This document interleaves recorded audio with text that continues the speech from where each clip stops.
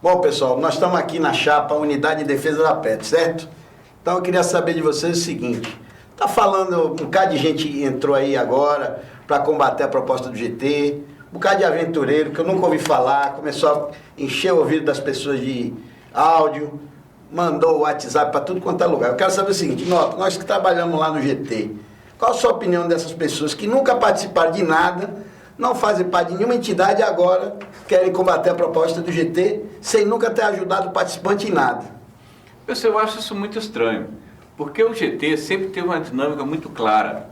A gente tinha reunião ampliada antes, para tratar das estratégias, a gente tinha reunião do GT oficial e na sequência a gente tinha reunião ampliada para tratar do que foi tratado no GT.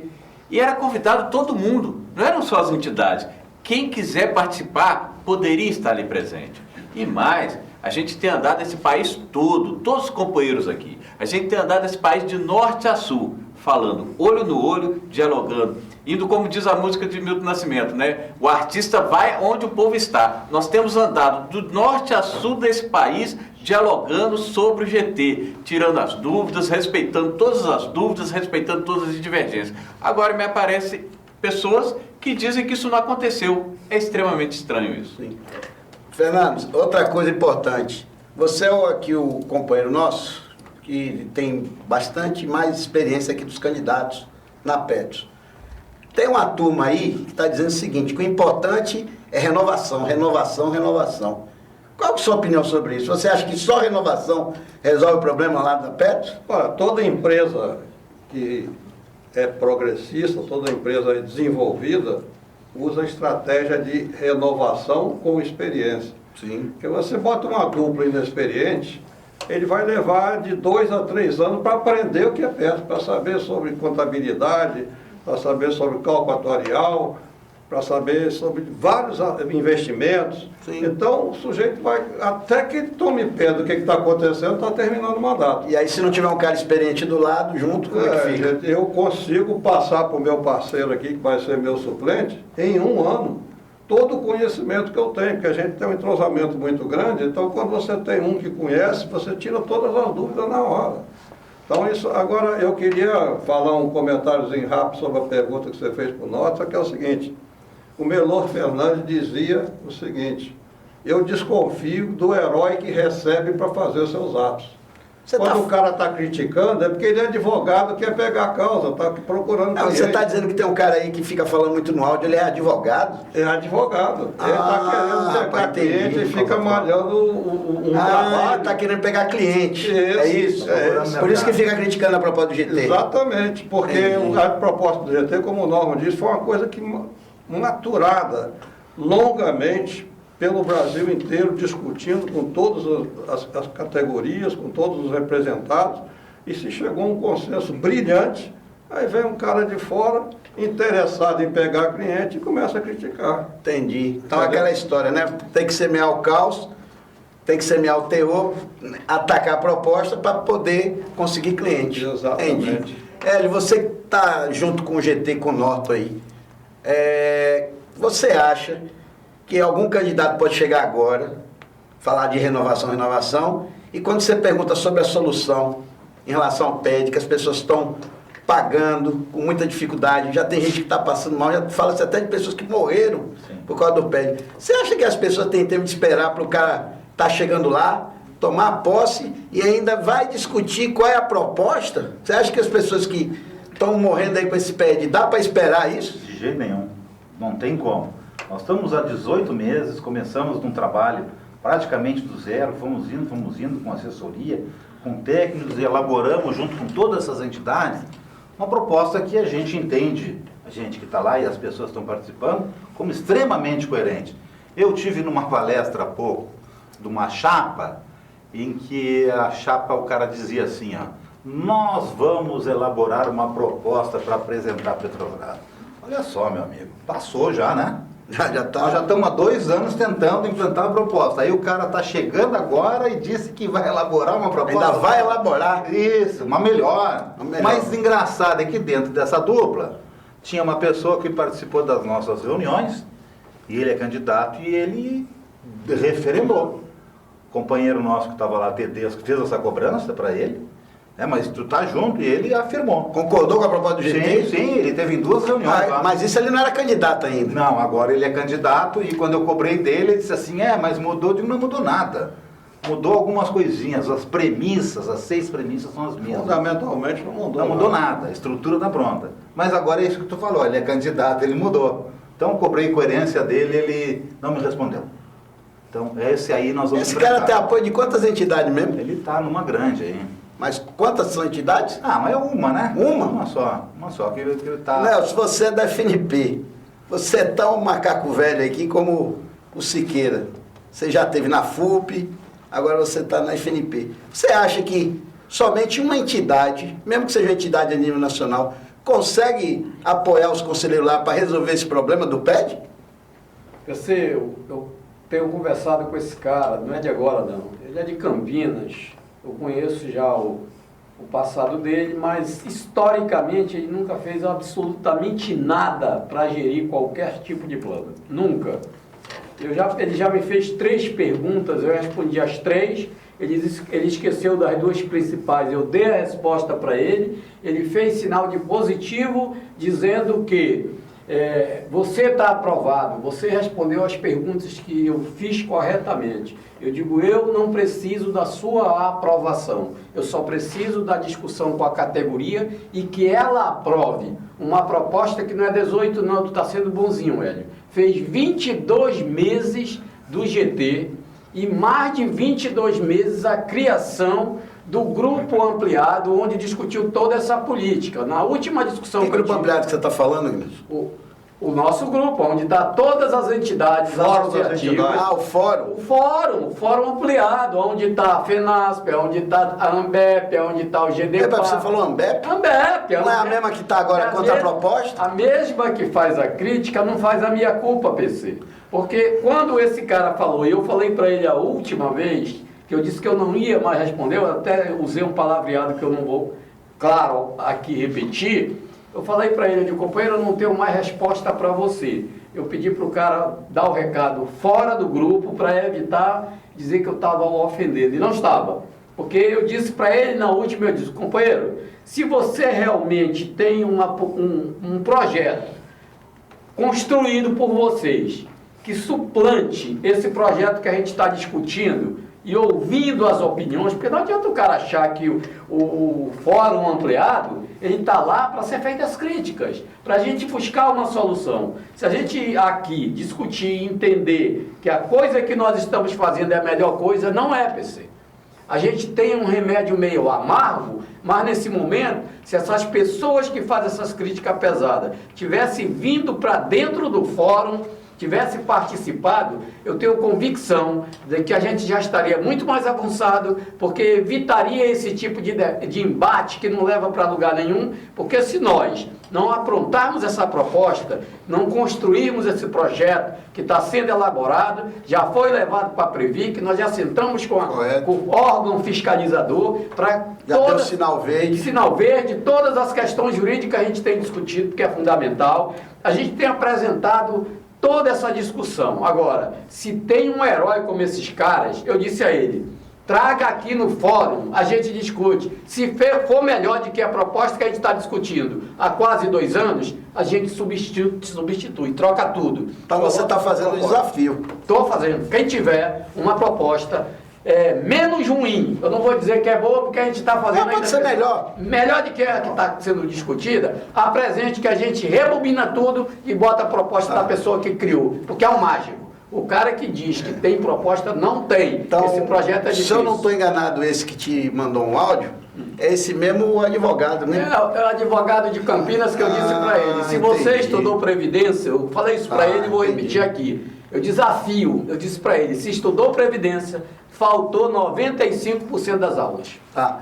E aí, André, nessa mesma linha que o Agnelso falou, desses que se arvoram em ser o dono da verdade e que ficam formando grupos ou navegando nos grupos de WhatsApp.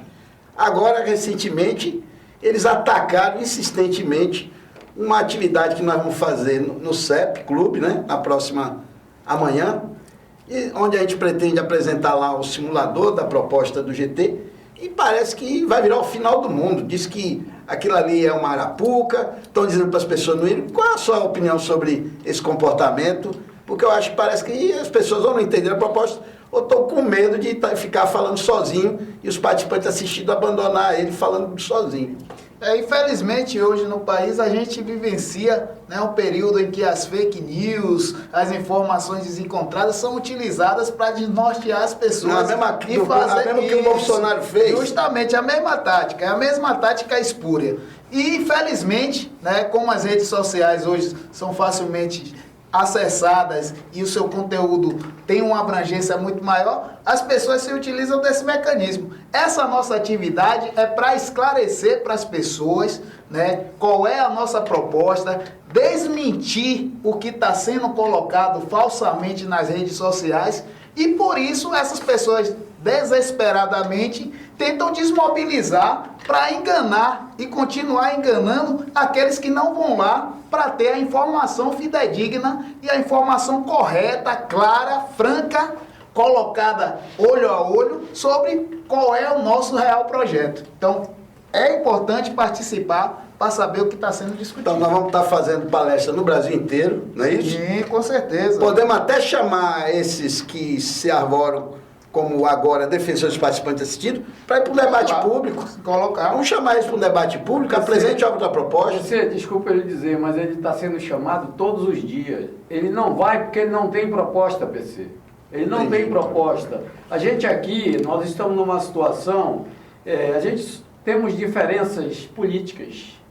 Aqui cada um tem o seu foco, seu partido, sim, tem sim. diferença. Ao longo dos anos, a gente construiu uma federação, teve briga, mas no momento que a gente atravessa, é muito complicado. A gente recebe críticas. A gente teve agora no Nordeste, eu e o Paulo César, eu e o Norton. Não vou permitir que ninguém atravesse o samba nesse momento. Sabe por quê? Se a gente não tiver uma solução muito rápida, e a gente tem prazo, e o prazo praticamente é 20 de março de 2020, se nós não tivermos a proposta nossa, com as adequações que tenha que ser feita. Eu discordo, eu já disse para o PC algumas vezes, não tinha nem que botar essa questão de, agora, eu conversei isso com ele, o simulador, porque criou um frisson nas redes sociais que parece que é o fim do mundo. Eu não tenho problema com isso não, agora, a gente precisa ter esses cuidados para não dar oportunidade para esses aproveitadores de plantão fazer o que estão fazendo. A gente não tem outra solução. São os guerrilheiros de internet. Eu usei esse apelido a um outro que é da mesma forma. Ele entrou lá no fórum que a gente tinha, ele entrou dizendo, alguém aqui anda me chamando de guerrilheiro de internet. Eu digo, não é alguém não, sou eu. Você fez e aconteceu. O cara, lembra do cara que foi conselheiro? Que nós elegemos? Aquele que renunciou? Que renunciou, que disse se ele tivesse, na opinião dele, naquele período... Não teve coragem de ficar até o final do mandato? Ele não teve, ainda disse mais. Mas ele disse em alto e bom som para todo mundo. Foi a única vez que abriu a palavra no conselho. Ele disse que se ele mandasse na Petros, aplicaria todo o dinheiro da Petros na Petrobras. No período em que as ações caiu, teria falido a Petros. Era 40 e tantos reais, caiu para 6 reais. 4, 5 reais. A Petros tinha quebrado. Tinha quebrado e ele ia ficar no navio. Se eu visse o que ele falou... E hoje ele está no Brasil. E hoje ele é o guerrilheiro da internet. Guerrilheiro de internet, que é aquele cara que fica escondido atrás do computador. Entendi. Cláudio, você está chegando agora no Conselho Fiscal. Esperamos que com a sua bagagem, seu conhecimento, vai ser muito útil. E você tem uma passagem no Comitê de Investimentos. Sim. Que é o comitê que assessora a diretoria de investimento, tá? Qual a sua opinião sobre os investimentos da Petros? O que é que você acha que dá para melhorar? Você acha que ponto você pode, apesar de ser Conselho Fiscal, tá ajudando esse time aqui a melhorar a administração nos investimentos da Petros? Inclusive no próprio Conselho Fiscal, né, no Comitê de Investimento, o Comitê de Investimento da Petros, ele é composto de 8 elementos, são 8 membros do Conselho do Comitê de Investimento. Desses 8, 7 são direto ou indiretamente ligados à Petrobras. 7 da Petrobras? 7. Só um. Só tem você sozinho lá? Só um que representa os 70 mil, 100 mil empregados. É um absurdo isso. E você, se você for eleito para o Conselho Fiscal, você vai continuar no Comin? Vai acumular? Não. Eu já, inclusive, já saí do Comin. Ok. Meu mandato terminou. Eu acho que eu fiz um Comin, apesar de ninguém saber, porque isso não é divulgado, né? Eu fiz um trabalho bem pesado. Não, eu vi que você estava defendendo que se o processo de venda de ativos da Petrobras fosse inevitável, que a gente colocasse a Petros para comprar esses ativos, que era um bom negócio. Esse é um tema, né? Porque outro tema é o próprio Comin. Como é que você tem um comitê que tem 7 ligados a patrocinadores, só um. Aí eu fui olhar o Comin, o Comitê de Investimento da Previ, o Comitê de Investimento da FUNCEF, eles são comitês paritários. Na Petros, o presidente do Comin é o diretor financeiro da Petros. Diretor de investimento. Diretor de investimento da Petros. Na Previ e na FUNCEF, ele é por rodízio. Por um momento. Então nós estamos muito atrasados. Nós estamos tremendamente atrasados, prejudicados, né? E com relação ao investimento que você está falando, exatamente isso, eu coloquei. Mas eu me lembro, eles, olha, se não mudar, eu não aprovo nada. E não aprovei nada mesmo. Coisa se não estiver errado. Nós temos uma proposta, né, que faz parte da LAUR, da eleição de diretores. Isso. Diretor de investimento, diretor de seguridade, diretor de administrativo. Essa proposta chegou a ser aprovada no Conselho Deliberativo, foi para a Petrobras e lá morreu essa proposta. Exatamente. Então, nessa condição, nessa situação que está a Petros, que a Petrobras que faz a administração toda, é por isso que eu digo. Então nós temos que brigar para aumentar a nossa representação no Comin, brigar para eleger os 2 diretores. Eleger os 2 diretores e modificar também no Conselho Deliberativo esse negócio do voto de Minerva. A presidência do Conselho Deliberativo tem de ser em rodízio também. Tá certo? O que nós temos de fazer... diminuir a possibilidade da Petrobras, dos representantes, usar o voto de Minerva. Nós temos de assumir. Nós é que colocamos dinheiro, nós temos de assumir a administração da Petros. O dinheiro é nosso. O dinheiro é nosso e nós temos esse direito. E é o olho do dono que engorda o gato. Todo mundo sabe disso, não é verdade? E se você larga para os outros administrarem, não adianta vir depois reclamar que aconteceu isso, aquilo, aquilo outro. Tá certo? Então, hoje, nós temos de assumir. Depois que nós assumirmos, nós vamos assumir a responsabilidade daquilo que ocorreu para frente. Mas daqui para trás, que ocorreu até agora, é total responsabilidade da Petrobras. Como o nosso bate-papo aqui a gente vai ter que dar uma encerrada, eu queria que ficasse claro aqui, na discussão que nós fizemos no GT, o Noto e o Hélio, em algum momento na discussão do GT, com a proposta alternativa ao PED, nós sequer pensamos em abrir mão de cobrança de qualquer dívida da nossa, da FUP, das entidades, da Petrobras em relação ao plano Petros. Existe isso na proposta? Não tem como. Se tiver uma decisão pessoal de alguém quiser desistir, é um processo individual, dos níveis, no PLDR. Não tem como o participante querer abdicar de uma ação que é de uma coletiva. É de uma FUP, as ações que eu conheço, é FUP ou é FNP, o meu sindicato fez uma lá, deve ter outras que tem. Isso não existe. Não tem como. Essa é a oportunidade. Se a gente tem 2 bandeiras fortes aqui, gostaria de renovar. O Cláudio foi muito feliz aí. Que é a gente cobrar as dívidas, identificar as dívidas da patrocinadora, que é um consenso nosso, que nós já formatamos dentro da diretoria desse grupo, e a outra é a eleição dos diretores, que são 2 das nossas fortes bandeiras. Nós temos que fazer isso, né? É um compromisso que nós assumimos, né? Então, pessoal, mas sobre as dívidas é importante frisar, né? Eu sempre tenho dito nas minhas palestras, toda a discussão de GT esteve fundamentalmente sobre 2 pilares.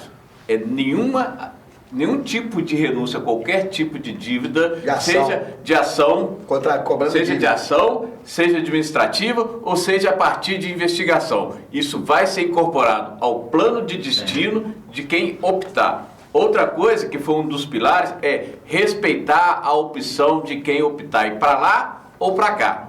Então foi um pilar também de toda a negociação. Então, para encerrar aqui, nós podemos dizer aqui com tranquilidade aqui entre nós somos radicalmente contra o Plano Petros 3. Isso não é alternativa para os participantes e assistidos. É o pior plano que é a pior opção. ofereceu em sua história. Eu digo que a gente tem um remédio um pouco amargo, mas também do outro lado nós temos veneno. Isso. Ou a gente opta pelo remédio amargo, ou a gente opta pelo Ou seja, veneno. ficar no plano do jeito que está, É veneno. você já está com o PED atual, vai vir um novo PED ano que vem, que vai tornar mais inviável ainda o orçamento das pessoas. E para o PP3 é renunciar, né, de uma renda vitalícia, então a única opção é a proposta do GT. É isso? E para isso, a chapa Unidade de Defesa da Petros, seus componentes aqui, nós vamos estar todos unidos contra O PED Unidos contra o PED assassino. Unidos contra O PED assassino,